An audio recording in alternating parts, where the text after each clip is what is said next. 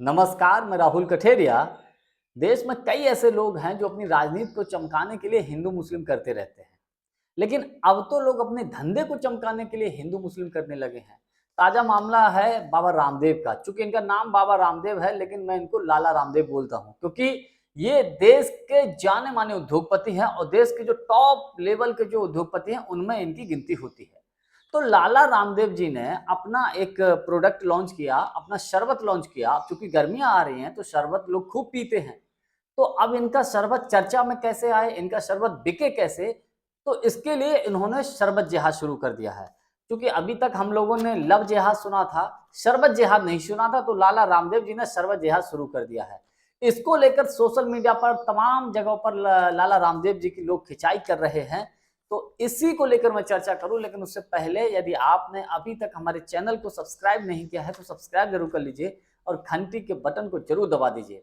देखिए, लाला रामदेव जी ने अपना जब शरबत लॉन्च किया तो उन्होंने कुछ ऐसा बोल दिया जिससे बवाल हो गया है। उन्होंने कहा कि शरबत के नाम पर एक कंपनी है जो शरबत बनाती है, लेकिन उस शरबत के बनाने से जो पैसा इकट्ठा होता है, उस पैसे से मदरसे और मस्जिदें बनती हैं। बात समझिएगा। उन्होंने कहा कि जिस कंपनी का आप शरबत खरीदते हो, उससे जो पैसा इकट्ठा होता है, उस पैसे से मदरसे और मस्जिदें बनती हैं। लेकिन अगर आप हमारी कंपनी का पतंजलि का शरबत खरीदेंगे तो इससे पतंजलि विश्वविद्यालय बनेगा, पतंजलि गुरुकुल बनेगा। लाला रामदेव जी इनडायरेक्टली एक रुआवजा कंपनी है उसको टारगेट कर रहे हैं। देखिए, जब गर्मियां आती हैं तो रुआवजा कंपनी का शरबत खूब बिकता है। खूब शिकंजी बना के हम लोग पिए हैं, खूब लस्सी बना के हम लोग पिए हैं। अब चूंकि रुआवजा कंपनी के जो ऑनर है, जो मालिक रहे हैं, वो एक मुस्लिम समाज से हैं। तो मुस्लिम समाज के होने की वजह से लाला रामदेव जी ने अपने प्रोडक्ट, अपने जो शरबत है उसको बेचने के लिए उन्होंने टारगेट कर दिया, इसको शरबत जिहाद कर दिया। देखिए, मैं ये मानता हूं ये बेहद दुर्भाग्यपूर्ण है। जो कंपनी ये रुआवजा शरबत बनाती है, वो कंपनी कई साल पुरानी है, कई साल पुरानी है, और आज तक उसके प्रोडक्ट पर किसी भी प्रकार का कोई आक्षेप नहीं लगा है। सरकार भी तो जब कोई प्रोडक्ट लॉन्च होता है उसका जांच करती है, तो आज तक तो वो जांच में फेल हुई नहीं।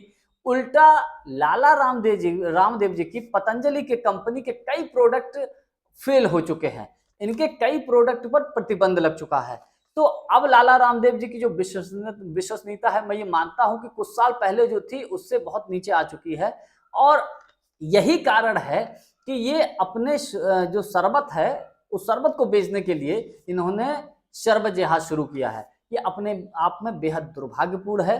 देखिए, जिस तरीके से देश में माहौल है, देश में इस वक्त हिंदू मुस्लिम का माहौल है। लोग क्या करते हैं, अपने आप को लाइमलाइट में लाने के लिए कोई ना कोई ऐसे लोग जिनके अंदर हिंदू मुस्लिम का जहर भरा होता है, वो ऐसा बयान देते हैं जो सोशल मीडिया पर चलने लगता है, चर्चा में आने लगता है।